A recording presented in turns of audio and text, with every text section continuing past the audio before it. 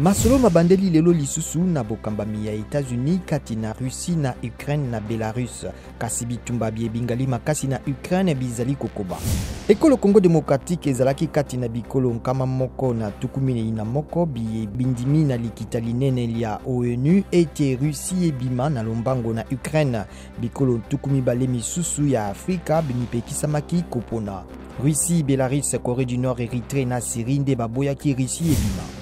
Lisungili ya États-Unis na mampingama ya ekolo Congo démocratique pona kobundisa ba ADF lizalaki kati na masolo président Félix Tshisekedi azalaki na yango na général de brigade Eda Tiboras ya mampingama Amerika sima na mokambi molandi ya Africom président Tshisekedi ya sololaki pena vice ministre ya États-Unis ya mambi ya misala pona likambo ya misala na bana na bamini.